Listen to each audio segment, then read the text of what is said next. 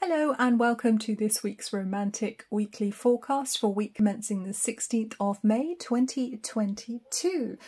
This is a Patreon exclusive video. Thank you for joining me here.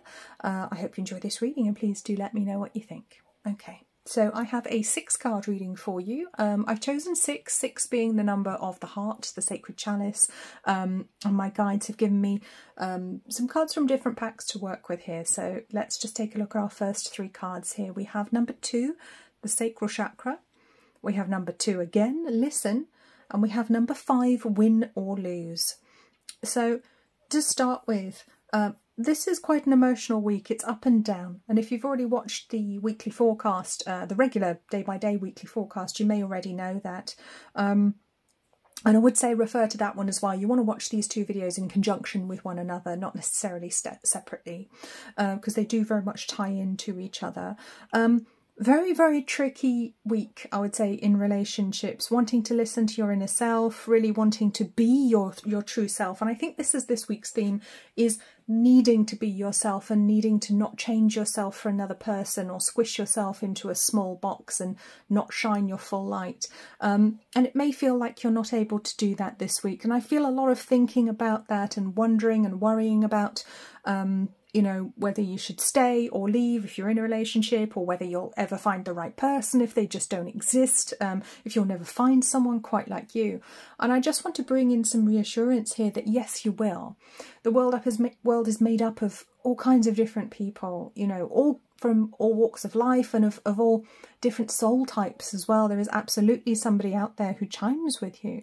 Now, even if you're in a happy relationship right now, there may be some issues coming up to do with communication and feeling perhaps that you've not been heard, or that your spirituality, you're not quite able to express that in the way you would like to. And certainly bringing in the next card, which is, again, this is a card in a slightly different incarnation from a different pack that we had in the weekly forecast twice. This is the disruption card, this is the tower card, this is number 16, rebuild, in this deck. 3rd time coming out for this week's readings, so there's definitely going to be some unexpected events this week, and I think it could literally throw everything into question and really make us try to think about what we're doing, and will certainly bring up a lot of concerns as to whether we can even have the relationship we want, if we can even achieve the things that we want in the terms of romantic love, or it could be, you know, friendships as well. Don't just limit this reading to romantic relationships, you know, this can relate to friendships and platonic relationships as well, and even family relationships, because, you know, energetically these are all very similar. But it is very much a week where we do want to be asserting who we truly are. We want to be heard, we want to be listened to, and you may be feeling perhaps a little bit down, perhaps a little bit disheartened this week if you don't feel like you're able to live your full truth within your relationships. And I think if that's the case, if something isn't quite right, I think the universe may actually step in and force something to change, which is where this disruptive number 16 card comes in. But it also reminds us that things can be rebuilt. That's what I want to say on the rebuild card here, because yes, sometimes things get broken, but sometimes they can be built as well. It's not necessarily yes or no, black or white. You know, sometimes there's a compromise, sometimes there's another way to do things.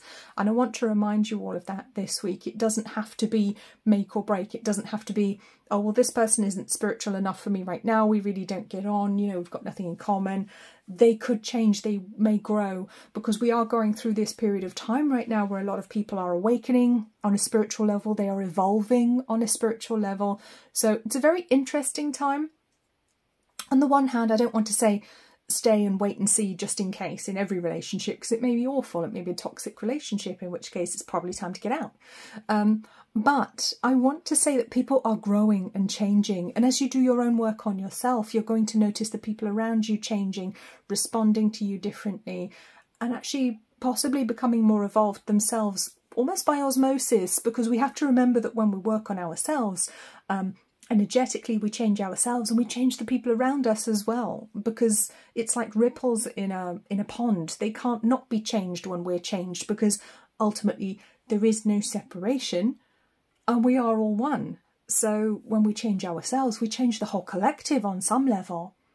And that's okay. That's not a violation of free will. That is normal. That is how it's supposed to be.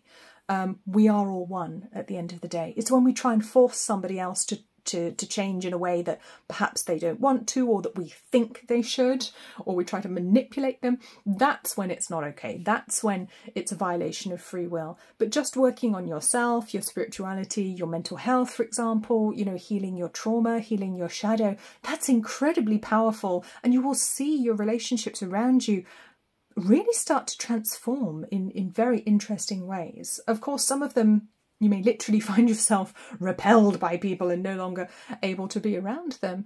But for the people who do stay in your life, they may start acting very differently towards you, and you may find it actually a very, very empowering time.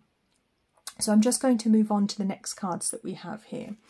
Here we go. And carrying on that theme, the archetype that we're being guided to work on today is the visionary. And the visionary is wonderful. Because this is what we're being asked to be right now. We're being asked to be spiritual visionaries. We're being asked to visualize our future, visualize our relationships, to co-create them with our partner or loved one or husband, wife, spouse, boyfriend, girlfriend, cat, you know, family, loved ones, people we care about, to really grow this new world. It's a very fertile card. It's a very fertile energy, and you can be that visionary to lead others forwards right now. You're really being asked to shine your light and lead others forwards. And this is what I was saying about don't hide your light under a bushel. Don't try to force yourself into a small square box so that you can fit in with other people, because that's just counterproductive, and ultimately you're going to fall out of that box, or the box is going to break sooner or later, and you might as well get out now or not get in it in the first place to avoid that discomfort and that difficult situation further down the road that you will create for yourself by getting in it in the first place. So it's very much time to envision your future now. Visualize it in the big sense, the really, really big sense. And I talk about this a lot, but it is important to do with our romantic relationships as well. And I think it's important that we remember the spiritual in our romantic relationships as well, because it's very easy to be driven by the lower chakras, in particularly, you know, when it comes to love, to lust, to the lowest energies of love, the lowest levels of love. We can get very stuck in the lower chakras, okay? And I just want to say that this week, not a week for hookups, really not. The whole energy around hookups and, you know, casual encounters and, you know, using people, it's really falling away now. And I think there are a lot of people who may find themselves actually repulsed by that now, whereas previously they might not have seen so much of a problem with it. And there's a very feminine energy here, so it may be the women more than the men. But I mean, there's a male energy there too with the 5, so it could be people from, you know, any walk of life or gender or expression. But I want to say, you know, this is about building our new reality, and our romantic relationships absolutely must be a part of that. So shine your light this week, and remember that in relationships, who you are and who you truly are is actually the most important point right now. Yes, there could be some problems when you decide to be the full you. Some people may fall away from you. But I want you to know that there's actually a lot of middle ground to be found, okay? Don't stay polarised at one end of the spectrum and think, oh no, we can never find any middle ground. There is a lot more middle ground here than you think. And I think a lot of issues and problems in relationships actually can be resolved when we choose to actually find the solutions. So our last card for this week is beautiful, actually. It's number 40, colour. Really, really beautiful, reminding us the whole spectrum of colours and this beautiful galactic heart in the centre, and this wonderful, what looks like the Mayan calendar around the edges here. And again, it's just this reminder that we all come from love, okay, and that we're only just beginning to learn about what we are as creatures, what we are as human beings, what we are as spiritual beings right now. We're only just starting to even come of age right now. We're like, spiritually, we're just coming up to 18. You know, that's where we are right now. On this very interesting number 40, this transformational number where we start to find our feet a little bit in life, so to speak, on a spiritual level. We're starting to learn how to grow up, but we're still a little bit shaky. We're still not quite there yet. And there is this reminder that there's plenty of middle ground, and although there are lots of different colours, you can mix the colours and make new ones. There's always compromise to be found. There is always another way to do things. It doesn't have to be this or that, black or white, yes or no, you know, up or down. It doesn't have to be so polarised the whole time. And that is such a difficult lesson to remember. And I'm sure there are a lot of very, very turbulent relationships this decade in particular because of all the 2 energy flying around, which I've talked about so many times.